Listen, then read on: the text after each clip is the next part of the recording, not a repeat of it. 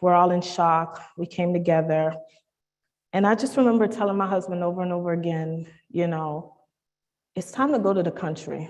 This one, it didn't just hit home. It didn't come near home. It hit home. The way that mother cried for her child at that funeral is etched in my brain. Then 3 months later, after that, I got into a horrible wreck, totaled my car. I just thank God that I was able to walk away from that accident and the kids weren't in the car. And then 3 months after that, my husband fell off the ladder and ended up in the ER, broke his ribs and bruised his lungs. 3 months after that, my father-in-law, we ended up burying him. He passed away. And then 3 months after that, we're here. So God is still good. He's still on the throne. We're going to give him all the praise and all the glory that he deserves. He has gotten us through this year. It has been a tough year. I also want to say that the Holy Spirit impressed on me to read this book in its entirety. I don't know if any of you guys have read it from cover to cover. My only regret was, why did it take me so long? I remember just cherry picking, some of the chapters that I thought would apply to me. And then some chapters I was like, oh no, I'm good. I know these things. But the Holy Spirit was like, nope, stop, read it. Okay? The Ministry of Healing. If you've not read this book, the Holy Spirit has led me through it.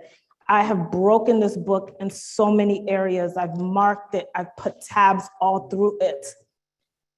Do you know why this book is titled The Ministry of Healing? Do you know?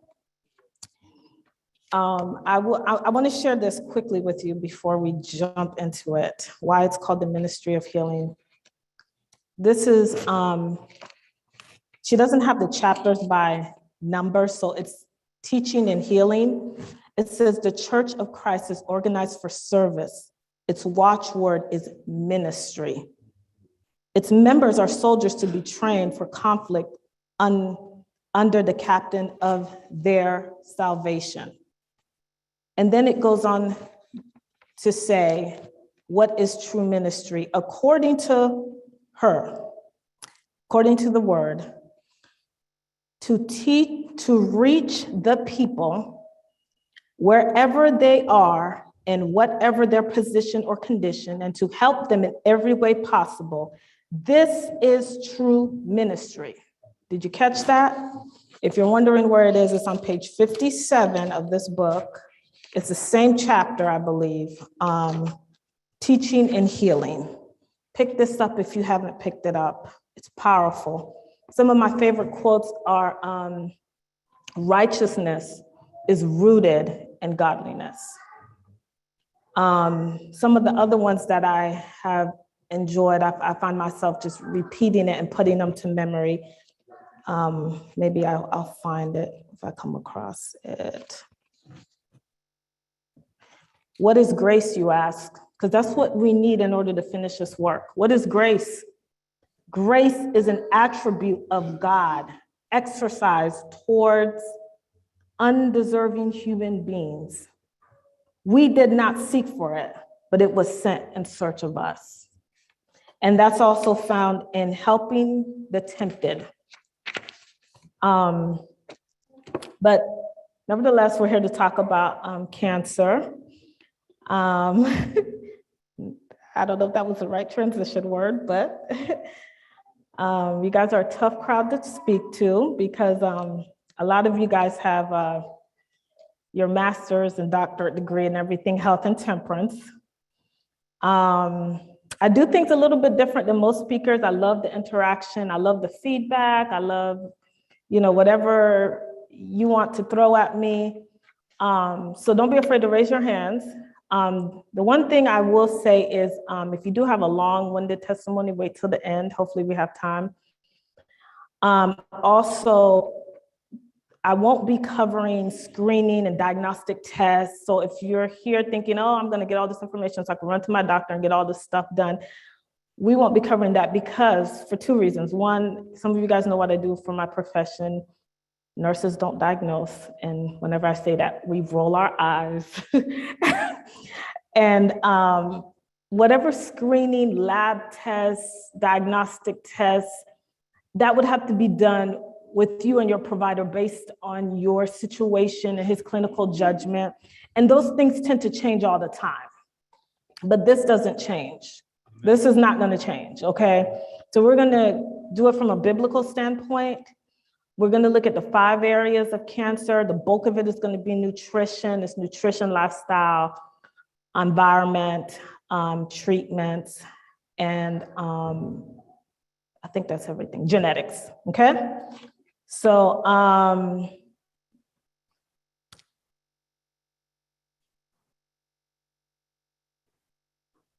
another thing I wanted to point out about diagnostic testing, overdiagnosing is a real thing. And there is such thing called pseudo-abnormal cells. So if you're interested in knowing about that, there is a book I can point you to. Okay, so with that, we can officially get started. Guys, we're going to talk about protein, everybody's favorite subject. Do you guys still get asked that question when you tell someone like you're vegan, you're vegetarian, you're whole food, plant-based, mostly vegan, strict, complete vegetarian? Do you still get asked that question? Where does protein come from? Where do you get your protein from? What answer do you give them? Everything. You breathe the, I love it. You breathe the air and you get protein. I remember when I was pregnant with our youngest, I was in the doctor's office and the clinician was so concerned when she found out I didn't eat meat. She was like, the baby needs protein in order to grow. I mean, she was so concerned. She was like pleading with me. At the time, I was only 3 years into my journey. And so I wasn't sure what to say to her. The thought that came to my mind was the biggest land animals don't eat meat. I want to be like them, But I wasn't sure how to get into the dialogue, and I didn't want to engage. I didn't want to debate. But protein, their concern is relevant, I guess, in some ways, because protein is a Greek word meaning of prime importance. And everything on us is basically structured from protein, from our fingernails, our hair, our eyebrows, okay? So their concern is legitimate, I guess. So once you tell them plants provide, or maybe that's not the term you use, but you can get protein from plants, usually they always say, well, that's not enough, and that doesn't sound right, that sounds like conspiracy theory. Do you ever tell them, because my Bible tells me so, That's the best answer, because they can't, if you want to debate with anybody, go debate with the Bible. Genesis 1:11-12. Plants provide all the protein needed. It's alchemist. So right now, chemistry is happening out there while we're in here. But our Creator, when He spoke everything into existence, He was very detailed. When it was written down, He said, the grass of the fields, the herb bearing seeds, and the fruit yielding tree. Do you ever wonder why, if we're the crowning act of God's creation, why did we show up so late on the scene? Why weren't we the first ones to show up? Why did the trees and animals show up first? It just goes to show you He already had structured it a certain way based off what He knew was best for us. Speaking of grass, sometimes I'm learning more and more that the Bible is not trivial in when it says certain things. Grass is one of those superfoods that is so jam-packed with nutrients and phytonutrients. Ever had wheatgrass? I know it tastes like dirt. Most people can only handle 1 or 2 ounces of it, but it's almost like taking in a blood transfusion because it is so jam-packed with nutrients. You guys, some of you guys may know this, were alive during that time. I'm just joking. But in 1930, the Great Dust Bowl that just about wiped out Kansas, Nebraska, and Oklahoma in terms of their ecosystem was created by man. Because the natives of this country, when they showed up on the scene, they kind of left everything the way it was. And then another group of people kind of moved in, and they decided to pull up all the prairie grass and all the grass that had been there for thousands of years and plant monocropping like wheat. Year after year, they planted the same crop, and as a result, they destroyed the soil, and the soil literally became dust. And that area was known to have very severe weather. And so once the tornadoes and the wind picked up, it created the Great Dust Bowl of the 1930s. And essentially, young children died, millions, thousands of people had issues with respiratory problems. It nearly drove some of the housewives insane because they were constantly cleaning and they couldn't get rid of the dust, you know? So, you know, the Bible isn't trivial when it mentions grass.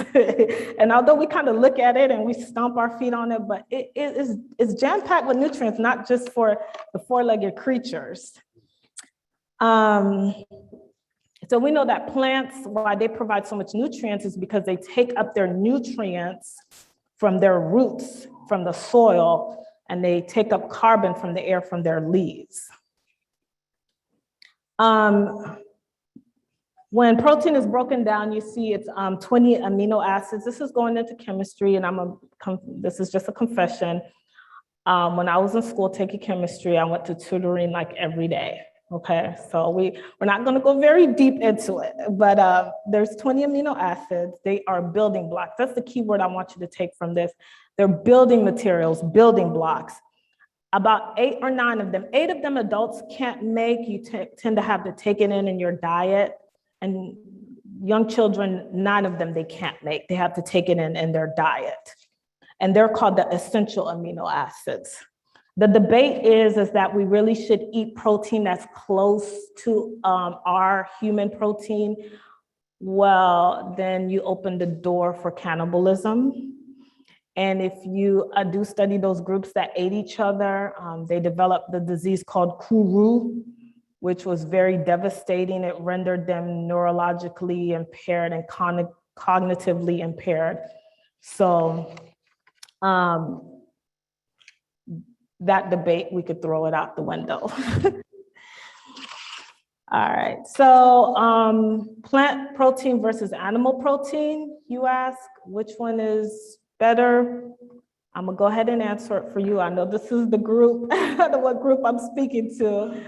There's not much convincing I have to do, but you know, it's plant protein all the way. This is a mountain of evidence, you know, that I put up here. Exodus 8 through 11 is the account of the children of Israel coming out of Egypt. I think of 3 things that God did for the children of Israel when he was bringing them out of bondage. You guys want to take a swing at this? What was the first thing he did to liberate them from the system of oppression?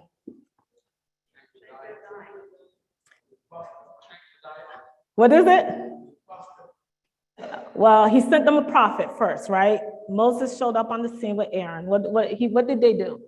He went straight to Pharaoh. You guys seen the parallelism? Sent them a prophet.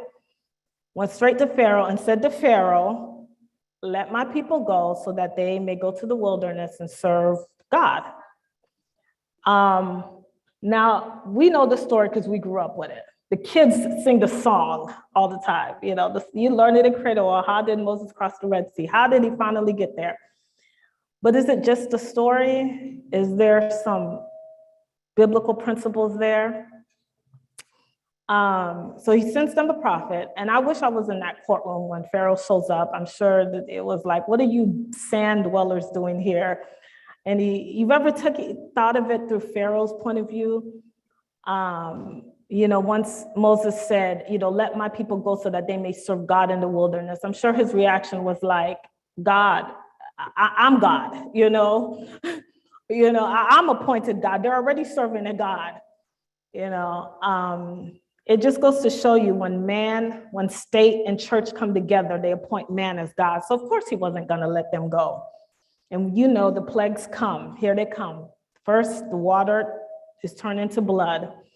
And there's some really key points in this. You know, the Nile River is the longest river that runs through Africa. It's the longest river in the world, and especially where they reside was probably in the Delta Nile, which is some of the most fertile soil that you can find. So when he turned that water into blood. That was a big deal because they didn't have water. That means they can't water their crops. That was their source of probably going from one area to the next. It was like their highway. So that blocked them in that way. So it was a way to get to Pharaoh. Did it work? No. So then what came next? The frogs, right? That would have just been my breaking point. I can't stand frogs. I saw a garden frog in my garden, and I was done for the day, okay? I mean, we're talking about like heaps of frogs everywhere, and frogs, I was done. Then it was the lice, then the flies, and it said a grievous swarm of flies. Ladies, you guys know when you're in your kitchen, just that one fly is enough for you to stop cooking and say, I'm gonna kill that fly by whatever means necessary. So you get in that fly, and it's a grievous swarm of flies. Then he destroyed the cattle, then the boils, then the hail and the fire. And finally, Pharaoh started to confess, because he started to say things like, petition your God, I have sinned, and all of this. Was it true repentance, like the Bible talks about, like we just heard earlier? No, because he was not obedient. Then the locusts, then darkness, and then finally the last one where the oldest male was killed in every Egyptian household. And it said the cries of the women in the streets were like had never been heard before. Can you imagine a woman crying, wailing for her son? And it's all because of Pharaoh. He had the opportunity to save his people and he didn't. So God sent them a prophet. You guys know the rest. They cross the Red Sea, they make it out of Egypt, far away, They never have to look over their shoulders to say, is that Pharaoh coming? What was the second thing God did for them to liberate them? What's that? He removed them out of that environment. So now they're in the country, the wilderness, where they're more nature, more God, right? They don't have that stimulus. They're not being stimulated by the things in the city, right? And then he changed their diet. And you guys know the story, right? The children of Israel were very compliant and obedient. They're the perfect example of what we should do. No, they nearly drove Moses crazy. And Moses wasn't just any man. I mean, this is a man who was literally trained in warfare. We're going to talk about his past. He did murder someone. He had spent time in the wilderness. So he's not just any weak man. And they nearly broke him to the point where Moses had to have sub-leaders. Keep the people over there. I'm going to stay here so I can hear God's voice. And as a result, this is the first account where you kind of see the connection between plant protein. God was providing them with the manna, grain from heaven. They cried for the flesh pots of Egypt. They got what they wanted, and then they got diseases. So you kind of see the connection being played out. A great chapter to read, and I know some of you guys have probably read it, is Flesh as Food. When I was reading that chapter, she literally blew the lid off of the meat and dairy industry. I mean, and this is almost 200 years ago. She's talking about just the cruelty that these animals would have to go through. Some of them were so diseased on the way to the slaughterhouses that the farmers were scared that the diseased animal wouldn't make it, and so they would, try to find a way to get them to market and then slaughter them quickly, because they could hardly even stand. They were so diseased.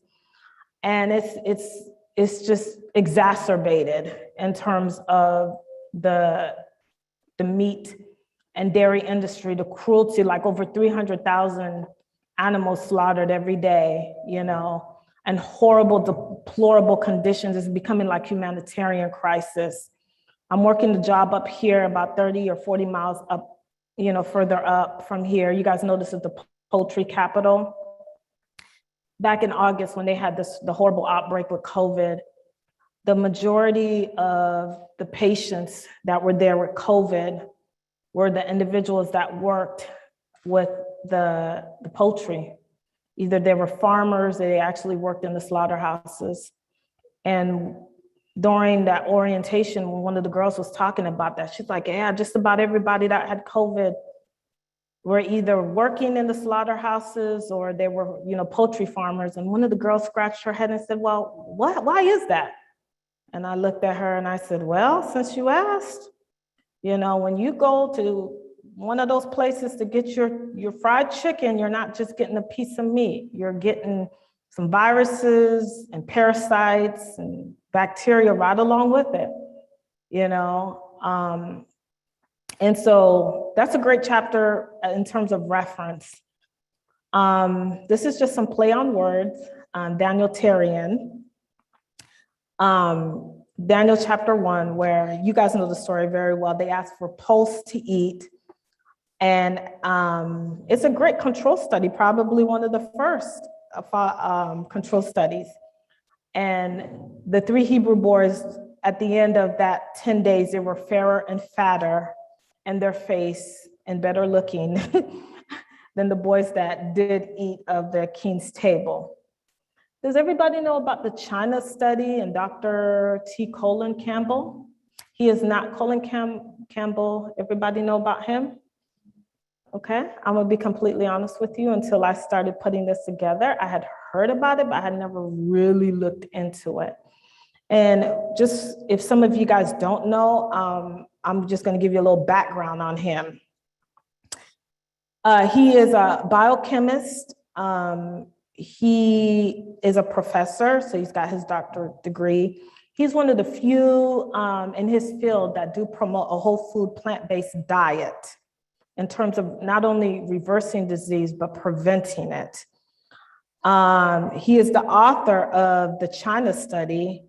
And the China study is one of the most comprehensive studies ever done on nutrition. It was done over 20 years in China, and it included 67 countries.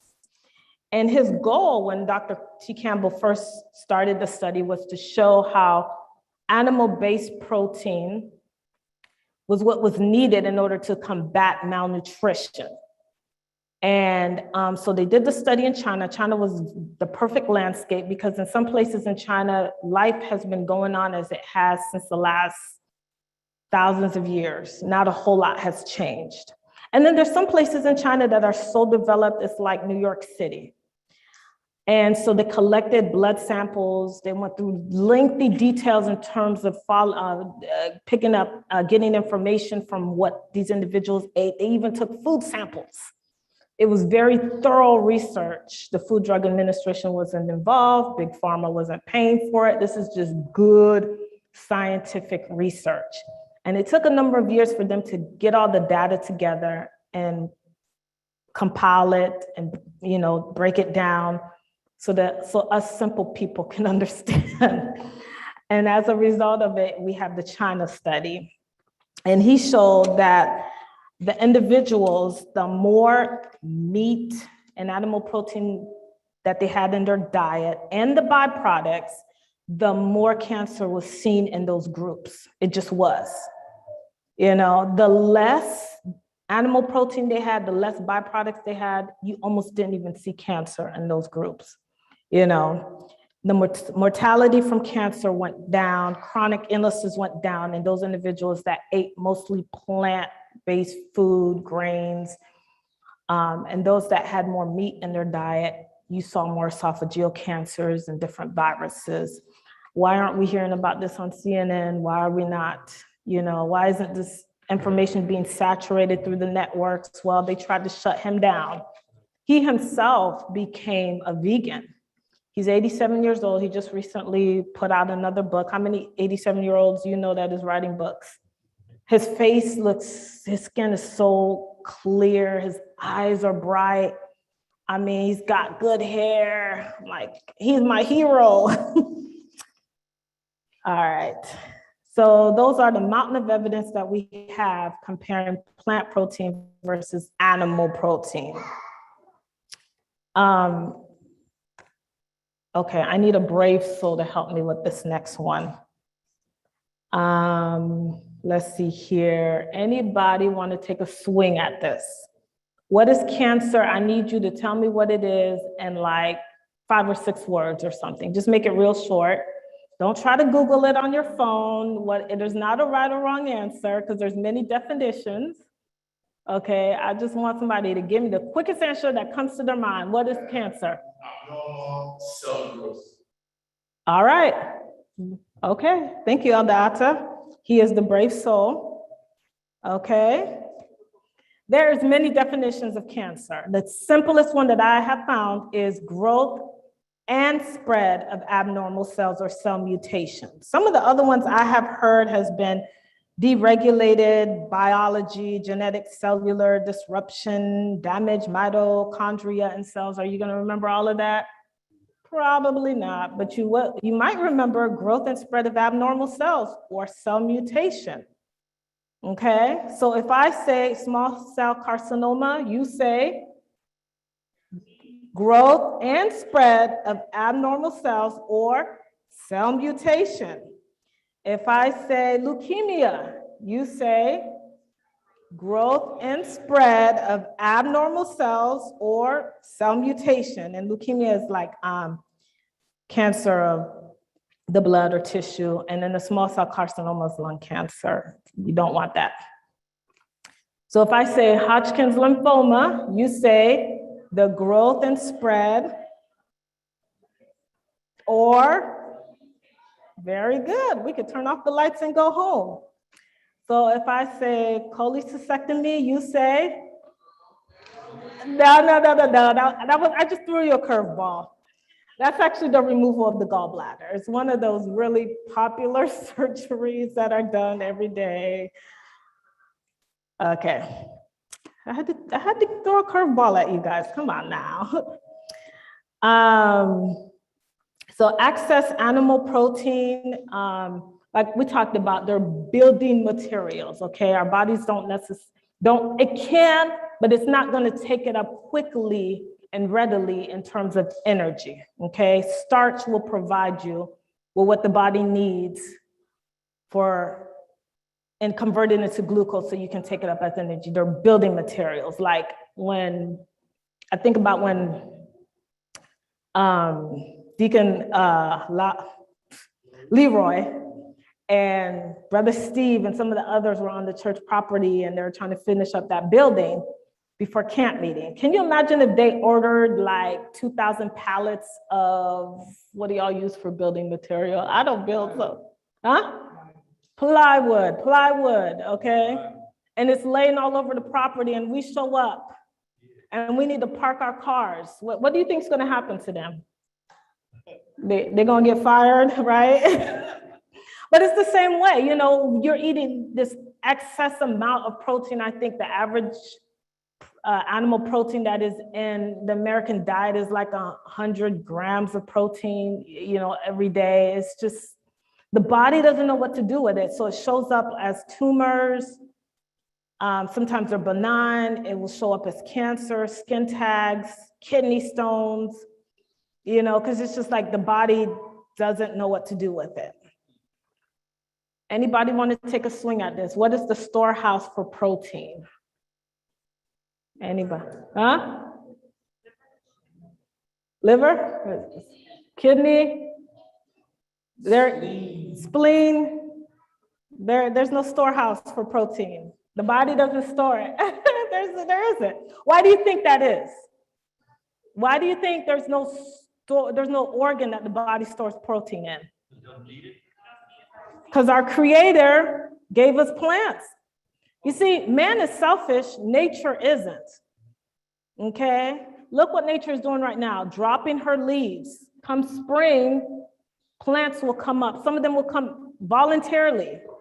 The flowers will come. The bees will go from flower to flower to flower. You plant your garden and the tomato plants come. And then you have the flower, the bee will come and pollinate it.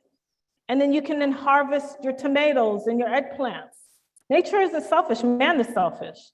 So God gave us plants in abundance, protein in abundance. He didn't give us an organ to store it in. We just don't need it. And this large amount of protein, this myth that we need large amount of protein in order to grow strong bones, it's just a myth. You don't need it. The average daily amount of protein that you need is between 0.5 to 0.8 grams per kilogram. So I know this is a metric system, so metric measurement. So if you were to just break it down, the average person needs anywhere between like 40 to 50 grams of protein. And you can easily get that, okay, with plant-based foods and a lot more, because nature won't give you a boatload of protein and viruses and bacteria. What nature will give you when you eat plant-based food, you get the fiber that goes with it, and that's a nutrient. You get vitamins with it, you get minerals with it. To bean or not to bean, play on words.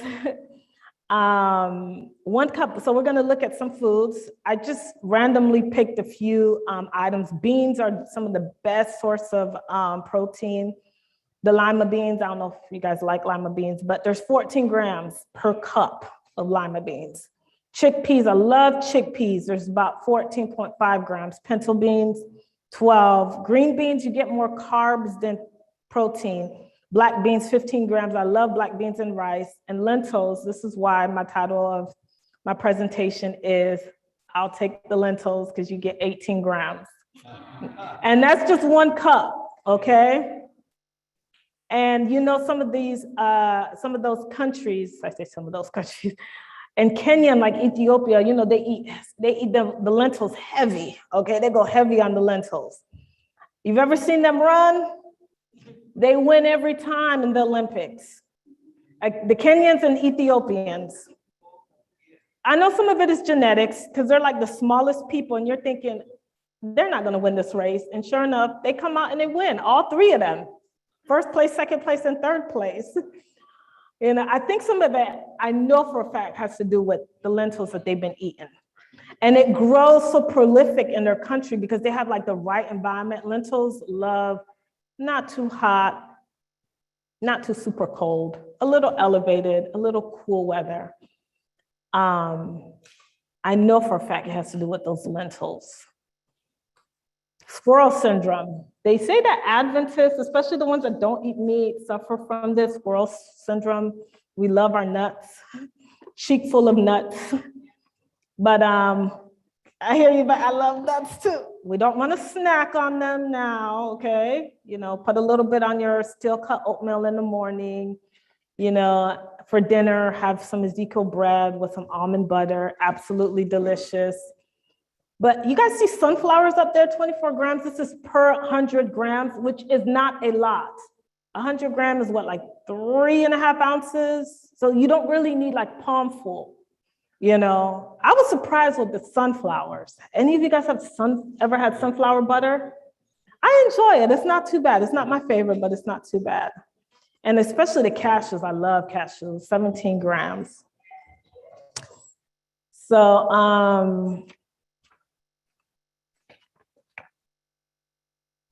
now, you guys know about the Adventist Study? They've been studying us. We're an interesting group of people, if you don't know yet.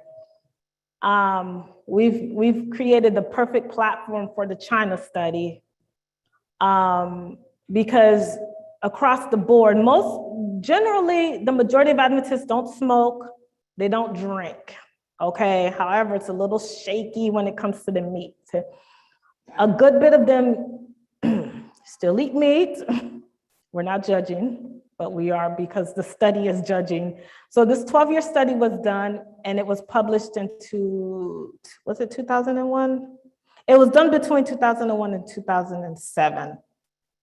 And the conclusion was that the longest life was found in the vegans, because what they looked at was the vegans, the vegetarians, and what they labeled, I guess, flexitarians, because they eat meat sometimes, on Thanksgiving, Christmas, Fridays, Monday, Wednesday, Thursday, Friday.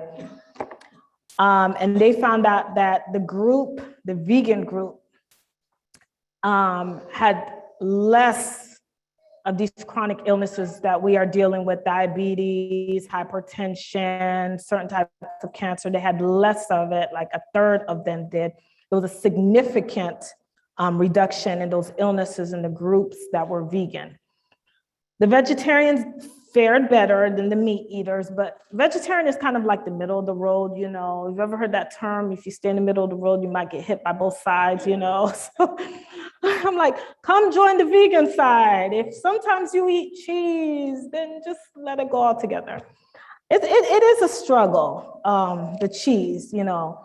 The danger with the cheese is it has the casein in it, which is a contributor to cancer. Man's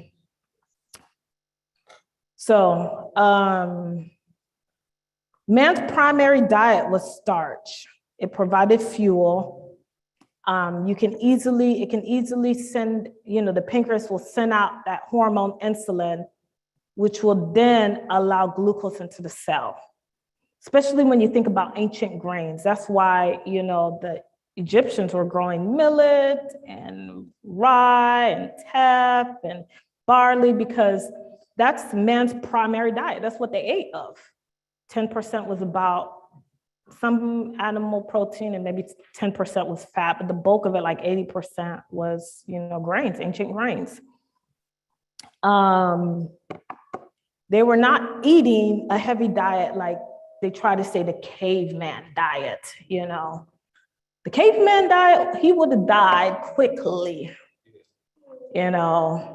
He's not gonna be able to take up energy, just killing himself on some meat. The study showed that it was 48% of Adventists, 48% ate meat, and then the rest were vegan, vegetarian. So it's kind of an interesting study if you haven't looked into it. Yeah, go ahead. Can we get the mic?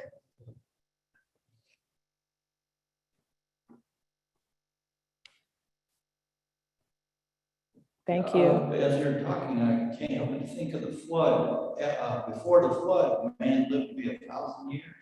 After the flood, when he started eating meat, it became, right? Severely reduced, right? Significant difference. Yeah. Yep, absolutely.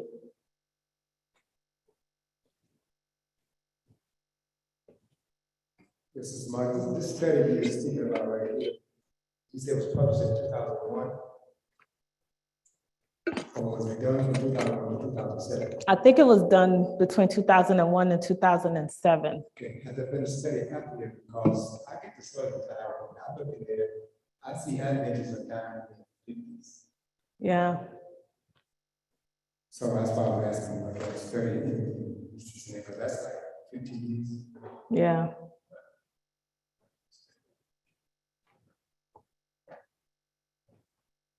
They're dying from some of the same things that you see that individuals that eat the standard American diet are eating, because we're getting so far away from the health message. You know, it used to be that they didn't, you know, we didn't eat it, you know? Yeah, you said death from animal Oh, death from cancer. Are you talking about the last line? yeah, what's on the, but everybody should know that cancer, the German scientists did say that cancer was cannot live in an alkaline body, right? Mm-hmm. And the fact is that going on a plant-based diet, it's alkaline. It's most plants are alkaline. Right. Versus all meats are acidic. Right. Even coffee is acidic. For a long time, I loved coffee, and I realized it was one of the problems with my health. And so that since I've cut it out and eaten meat, my health has been just tremendous. Right. Even back problems, I don't suffer with too much more, like when I used to eat in the past. So it's a definite plus for plant-based diet. I think the big misunderstanding is the protein part. You know, because I've heard people say it needs some protein, but they haven't done your research. You know, that even the quality of protein in plants. It's so much better Mhm. than animals. Right, And the protein in the plants is more harsher to your body right, in meat than the plant-based. right. Exactly. What he said is so true. You know, cancer loves a very acidic environment, somewhere between like 6.6, 6.5 is what it likes. And plants will always give you a more alkaline. Yeah. It will quickly change the pH of your blood and make it way more alkaline. And, you know, it's animal protein and the dairy. So it's both. And it's a little small testimony, but my husband used to work in the meat department, and the chicken would come in with the cancer on there, and they'll just cut the cancer off and serve the rest. So the chicken comes in with diseases, Yup. and I witnessed it for myself, so that's when I like stopped eating chicken. That was like the hardest thing for me to get off of. When I saw that, I was like, okay. And even like with the meat companies, they try not to like, you usually will see like the trucks, the tractor trailer trucks with the chickens on it. You really don't see it now. It's You like, still see it up in it's like Georgia, 3 o'clock in the poultry. morning, like 3 a.m. No, they in the afternoon, the poultry capital. They are still driving around boatload of live chickens. Yeah. Yeah. It's not like how, it's not as visual like it used to be, like you Yeah. see it all the time. Yeah. Kind of like try to drive late at night with the chickens and stuff, because Yeah. people know like half of the chickens be like dead, and they Yeah. still chop them up and serve them to us. The FDA Yeah. has approved that. Yeah. So. Mark is right up in about 10 miles past the church property. Just about, Past yeah. that exit. Mm-hmm. People didn't know this. We run the nation in poultry products. Mm-hmm. Yeah, right outside of Yeah. Gainesville, but I always see them when I'm going to Pittsburgh in the wee hours of the morning. Mm-hmm. Because one of the reasons why they stopped showing you those trucks going down the interstate, Mm-hmm. all the chickens are white. And a lot of times that leads me to believe there's some GMO going on, because Yeah. in the wild, like if you just own a farm, Right. you have a hen lady, some of them come out different colors, brown, Right. white, black, it's on. Yeah. They're all white, and oftentimes when I see them go out, a lot of those chickens be dead already. Yeah. They don't make no sound. Before you go further, I work in a grocery store, I do the eggs, and I inspect my eggs before I put them on the shelf. Their eggs are shaped like bullets.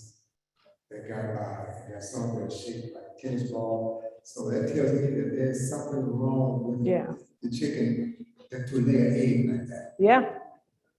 Absolutely.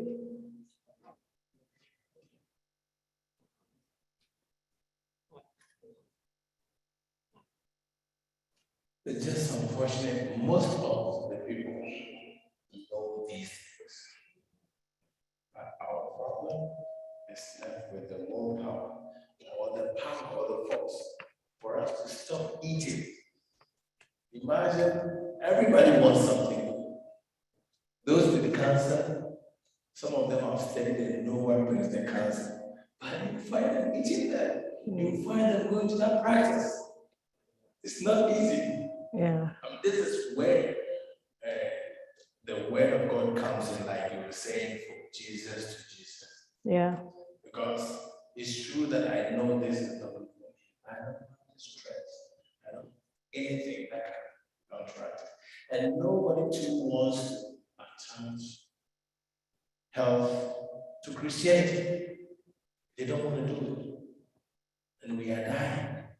Even we Adventists. And about the study you were talking about, I think National Geographic did one. The longest living people in the world, there were 4 areas, and Loma Linda was one of them. Because people live long over there because they were observing the health message. But now, where are we going? Will there come a time that Adventists again will be numbered as the longest living people? Looking at where we are going, eating everything. We don't care about GMOs. We try to eat everything once we see the world eating it. I mean, just let me make it short the last time. Right now they have a burger called Impossible. And people are just going to, where is it coming from? Number two, my niece took me to, says a vegan restaurant in downtown. She took me there, whatever they had, I'm a vegan, but this is not the food we have to eat. Right. And people are just pouncing on it. They know the name of the place, slightly vegan. Yeah. And people are just going there like crazy. But then once I saw the food, I'm like, is this what people are eating as vegans? Yeah. So that's how bad things are going.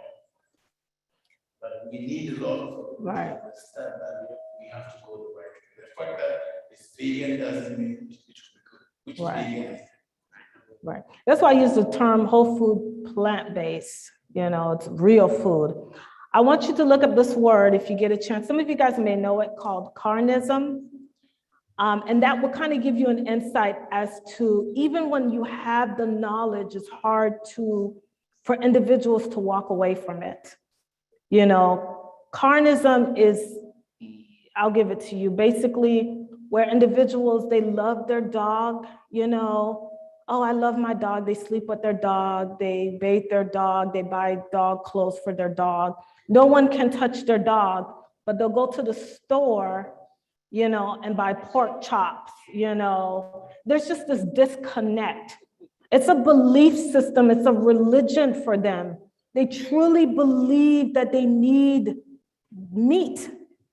And then on top of that, we're marketed to. Whether we know it or not, when you step out of your house, you are marketed to. We've got the meat. Who's that? Arby's. Eat more chicken. Who's that? Chick-fil-A. I'm loving it. Out with the old, in with the new. KFC. We don't eat that stuff, but it sticks with our mind. We're marketed to. You know, taste the feel, I think is what it is. Taste the feeling. Taste the feeling. Coca-Cola.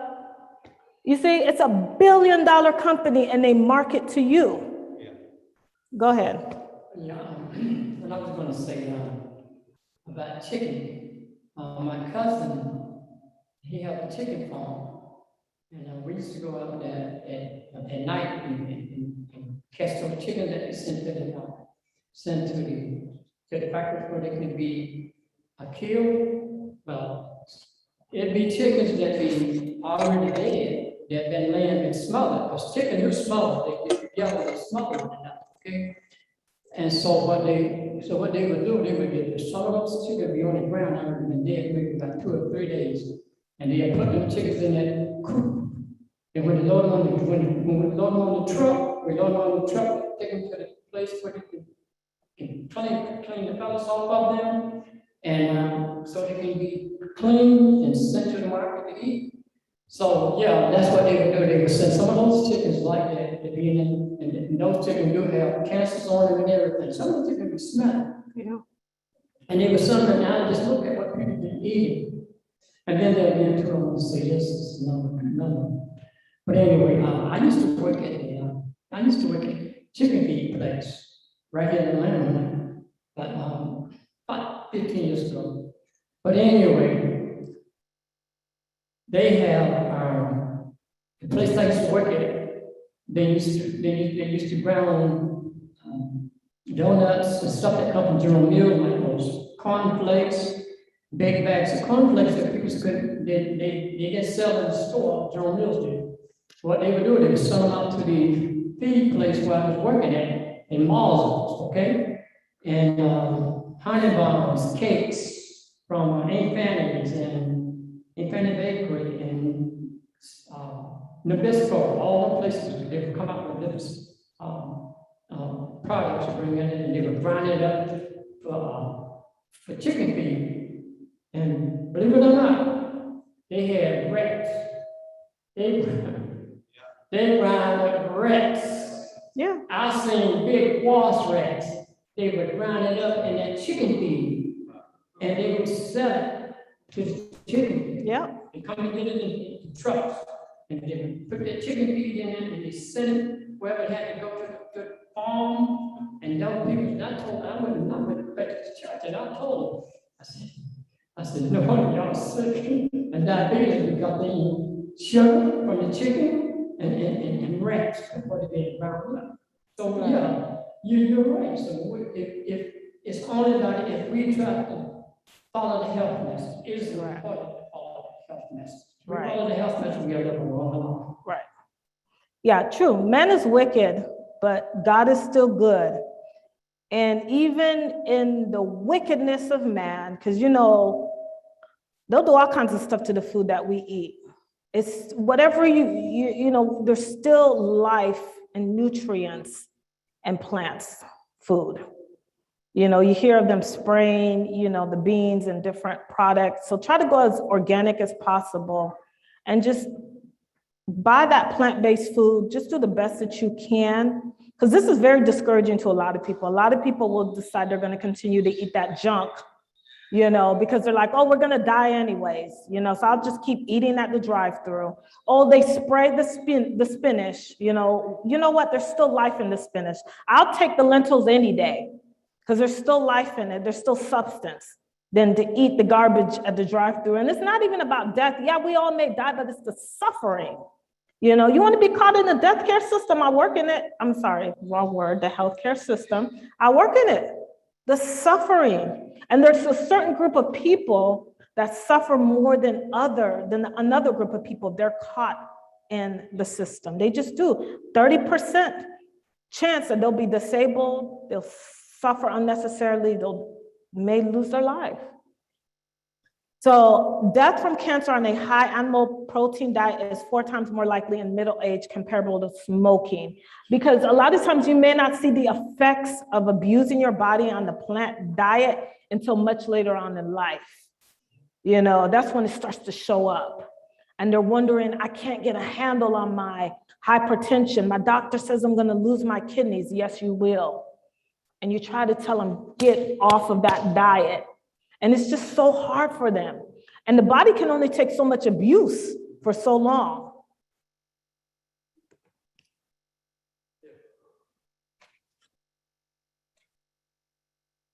Just make a quick comment as you make a transition. Recently, a person that is into vegetarianism had made a comment that a common denominator between most, if not all, of the long-lived societies is that they have a significant intake of legumes, which we know are like beans and these kind of things. So it's just an interesting thing that also with Daniel, we've all usually had the opinion that his diet was a significant portion of leguminous kind of vegetables. So it just all ties together that beans are definitely good. And like you said, protein is not an issue for us, but that is, we're speaking to people who include things like beans in their diet. If you're eating pasta and spaghetti sauce, eat carrots, all right, you might have some protein issues, but we're talking about people that are including all of these varieties of vegetables, including the legumes, and that comment by that person was very interesting. Beans are a common denominator in the dietary, most if not all, long-lived societies. Yep, you guys are well informed. Some of you guys literally jumped ahead of my slide, but that's okay. You guys are well informed. We will run through it. So I did talk about the gut microbiome. Go ahead. So much I just have a question. We're wondering why vegans still do have cancer. Is it because of their previous lifestyle? Well, I would say that, the vegan diet is not what it used to be like 30, 40, 50 years ago. It's under attack because there's so much processed vegan food. And it's a combination of things that could cause that individual to have cancer. Stress. We know that the lack of minerals is a huge contributor to an individual developing cancer. And we experience that in our food, like we're lacking in minerals, even in the soil that is growing in. So it could be and that individual could be exposed chemicals that, you know, I don't know of, that they may not be aware of. It also depends on their environment. You know, there's a number of factors why a vegan could end up with cancer. And that's why I was hitting up the 5 areas, because it incorporates heavy on nutrition. And then we'll get into lifestyle, environment, genetics, and some of the treatments out there, because it's a combination of things. You know, we always view like cancer, like, you know, we just need one bullet to take it out. No, you don't. Because within that cancer cell mutating and being abnormal, there's other cells in that tumor that is mutating and abnormal. So it's very complex and vast. It's you know, it's a number of things.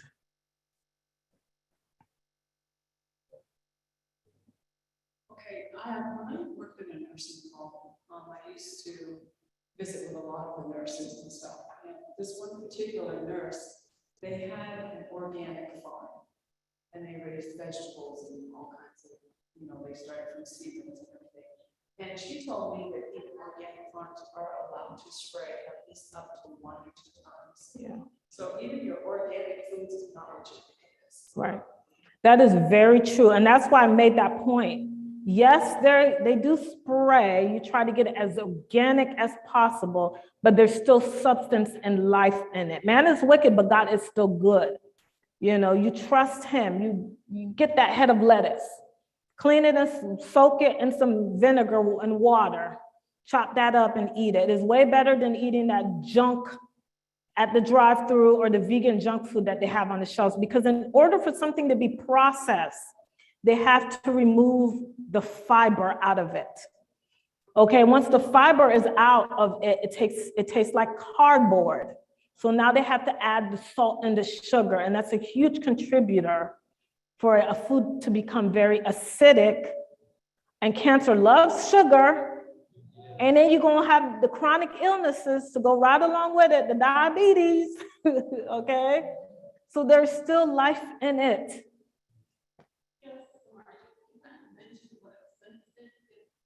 This is not just about nutrition, but we focus somewhat on that.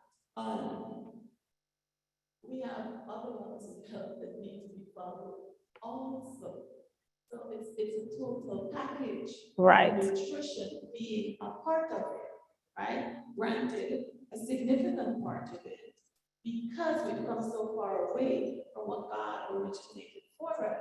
And with regard to the organic stuff, it's still better than the non-organic stuff, like the veggie diet. Yeah. And people say to me all the time, well, you spend so much money on your groceries. I said, my body is worth it. It's worth it. You've ever heard the saying, you can either pay the farmer or the doctor? Okay. Or grow it yourself. We have a very long growing season. If you're able to just simply grow your greens. You know, I got some dinosaur kale growing on my deck, on the side of my house, and I just cut and come again. Okay, and I would wanted to address the fact that a lot of the hidden environmental things, these things right here, all of us have them, our children have them. And you remember, 15 years ago, did we have these cell phones? Radiation. Our bodies and our cells take a killing every day. And right. So when we are eating organic and natural foods, we're staying alive. And how many of you put these, what do you call them, the meters, the smart meters? I have a smart meter on my house. Right. I know that's affecting, and we don't know what the wiring is doing. So right. when you do use organic and as natural as possible, you're staying alive, you're helping your body, because right. we have so many hidden things that we're just right. totally not aware of. And the vegan thing, please, there are no health reform vegans. You cannot pick up the book. Vegans use, in the word, what I'm saying, definition. If you follow that diet that's on the internet or whatever, they drink wine, they eat chocolate, they don't. They smoke, they vape. Yeah, they don't adhere to 7-Day Adventist health reform. So Right. don't let that word vegan fool you. Right. It's a catch-all. They're into processed foods. They're spending billions and billions of dollars.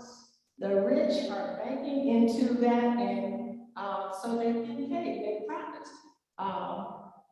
And they're always coming out with something new. Like somebody said about the Impossible burger, they're coming out with chicken and so forth. And what are we doing? We're going to it because we say, well, it's better. It's better than the meat. It may be just a little bit in a sense. However, but you still, it's processed. Anything that's processed, as Marge was saying, it has gone through this and that. It's taken out the natural, God-given stuff. So Right. things don't have to be boring. We can be creative, and they're better for us. Right. Absolutely. And that's why I use the term whole food plant-based. You want nutrient-rich diet, keep the food in its natural state. Okay. I talked about the gut microbiome. I'm not going to spend a whole lot of time on it, but I will bring your eyes to the last bottom part where it talks about animal protein. It equals growth genes. Do you want your growth genes, growth hormones, carcinogenic inflammation, IGF, and toxic gut bacteria? Do you want your cells as an adult to be rapidly growing? No. That is the right answer. Some of you guys hit up on the blue zones. Yes, there's 5 of them: Okinawa, Japan; Sardinia, Italy; Nagoya, Costa Rica; Ankara, Greece; and Loma Linda, California. They said that the longest lived ones were in like Okinawa, Japan, and then Loma Linda. Because in Loma Linda, they absolutely got rid of all the meat, okay? And then some of the characteristics of the 5 blue zones, I think Sister Diane touched on it briefly. They have a sense of community. Us coming together like this promotes long living life, okay? The young and the old, they don't put the old people over there and the young people over here, their lives are intertwined. They primarily eat a whole food plant-based diet. The ones that do eat meat, it's like they eat it like condiments, very sparingly, hardly ever see it. They might just sprinkle it on something, I don't know. They're very active and outdoors. Their diet primarily consists of whole grains, rice, corn, wheat, greens, like 60 different varieties of greens, tubers, nuts and beans. Tubers are your potatoes, especially those purple potatoes that were grown in, I guess, the mountains of Mexico. They are so rich in antioxidants. So those are the characteristics of individuals that live in the blue zones that make it to 100. And their cognitive wise is still intact. They're not suffering from adult neurological deficits or diseases like our Alzheimer's and dementia. Go ahead, my brother.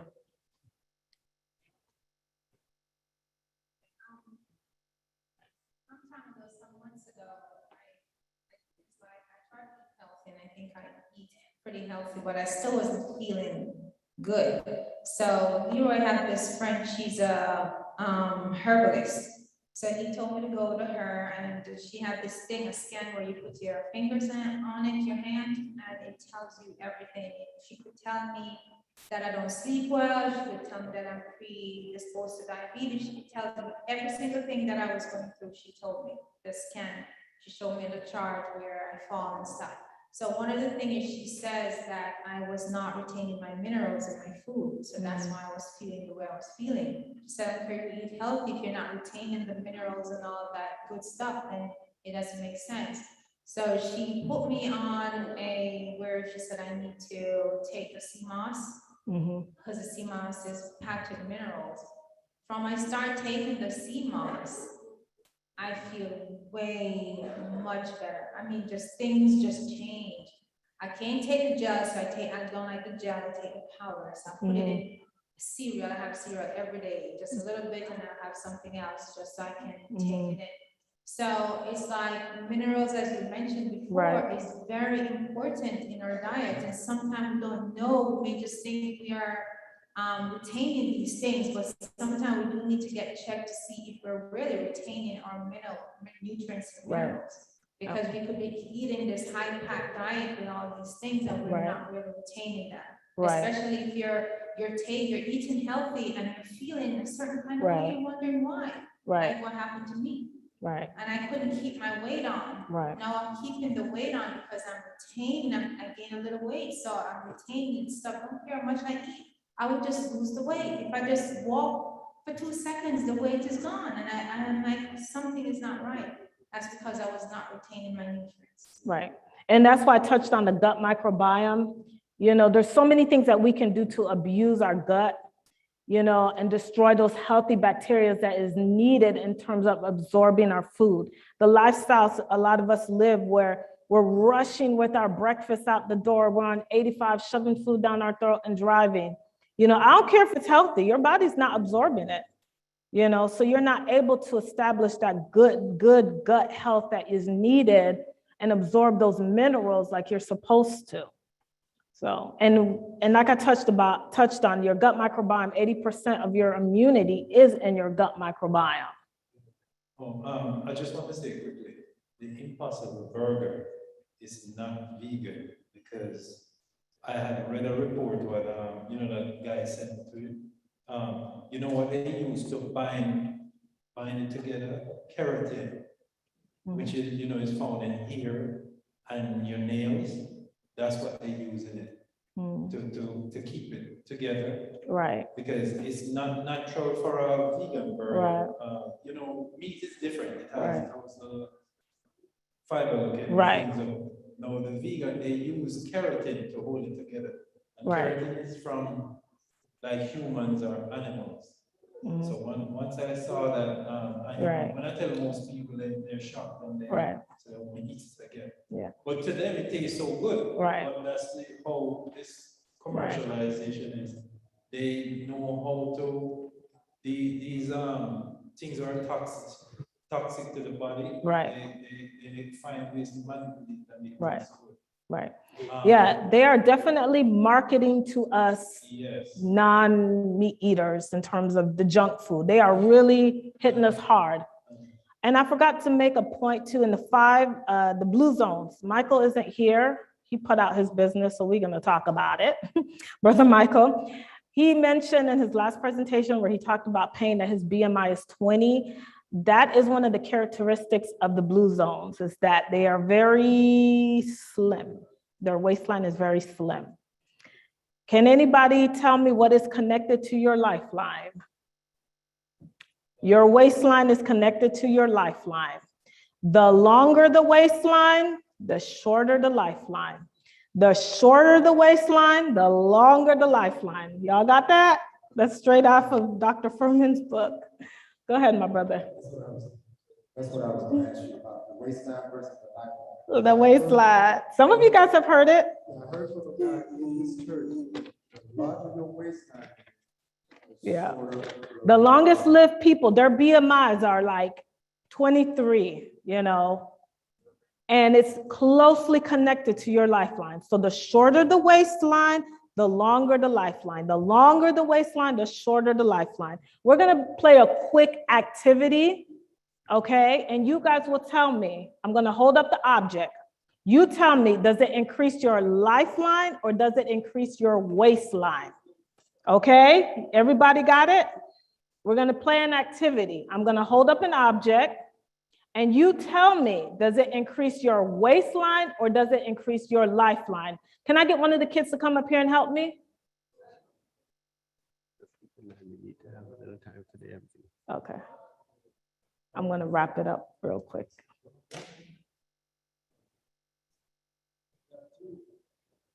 All right, I got some helpers up here. Did everybody get the activity? We're going to hold up an object. Careful, you don't trip over the cord. Come over here. Come around this way. Come around this way. Around. They're going to hold up an object. And you tell me, does it increase the lifeline or does it increase the waistline? Oh, I got lots of helpers. Who wants to go first? Hold it up so they can see it.